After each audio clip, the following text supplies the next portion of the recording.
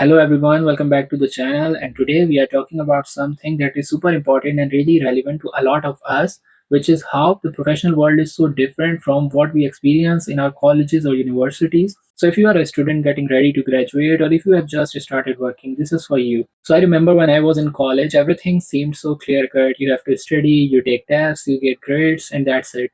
But once I stepped into the professional world, I quickly realized that it's a whole different ball game. I moved to Barcelona last year and I met so many professionals and entrepreneurs, and I got to know that how the professionals and entrepreneurs here operate was such an eye opener to me, and I want to share it with you. So they are not just good at what they do, but they have these amazing soft skills that help them navigate through their careers.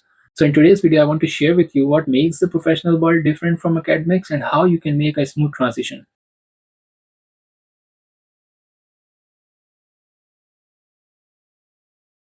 So let's dive into some big differences between academic and professional world. First and most important thing is structured learning versus real world problem solving. In universities or colleges, everything is laid out for you. And you have got your syllabus, your textbooks, and you have set deadlines. And also, you know exactly what to study and when to study it. But in the professional world, things are not so black and white. You are often faced with problems that do not have a clear answer. And there is no textbook that tells you what exactly to do there.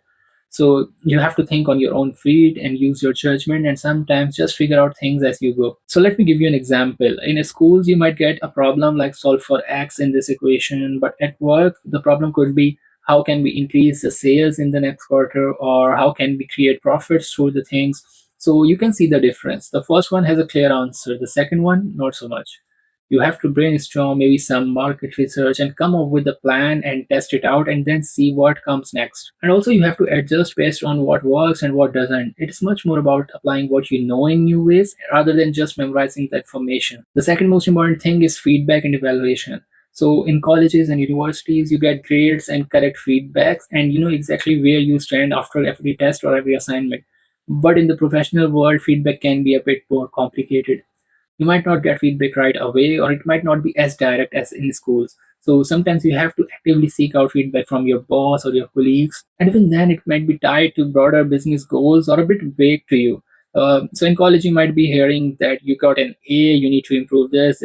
But at work, the feedback can sound like, let's try to align more with our team's strategy. But at work, the feedback can sound like, let's try to align more with our team's strategy. Or they will say to you that, and think about how this thing impact our client experience. It's not always as clear as in school. So you have to learn how to interpret those feedback and use it to grow yourself. Now, the most important and clear difference is between theory and practice. In academics, it's about understanding theories, memorizing formulas, and knowing facts. But when you are at work, what really matters is how you apply that knowledge. You might know all the theories in the world, but if you can't use them to solve a real world problem, they are not that helpful. For example, you might study marketing theories in schools, but in job, you need to create a campaign that actually brings in new customers. Or you might learn programming languages at university, but at work, you have to build some softwares that users find valuable and easy to use. And this shift from just knowing to actually doing is huge, and it's something that takes a bit of getting used to of. Now let's talk about soft skills. I know we hear a lot of these things, but seriously, they are a game changer in the professional world. So, number one and the most important thing is communication.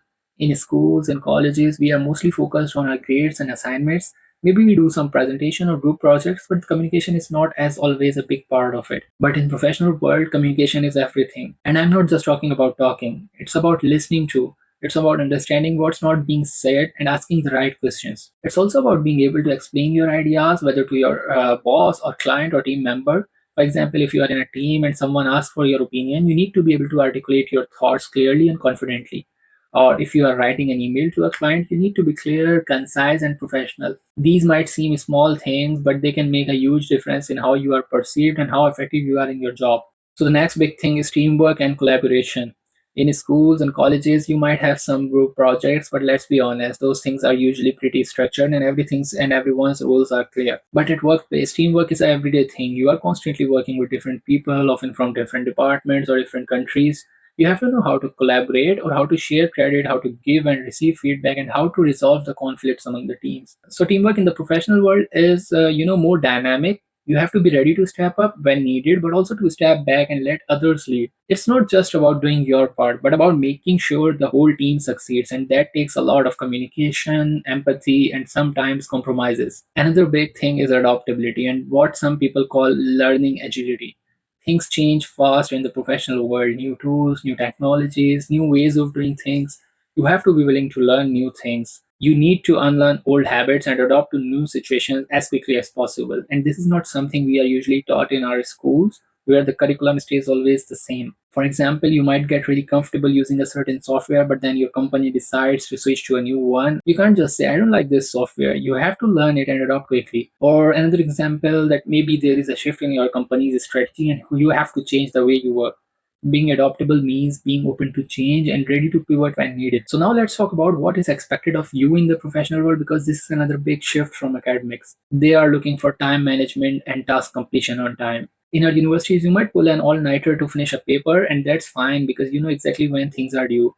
But in the workplace, time management is a daily skill which you have to master with time.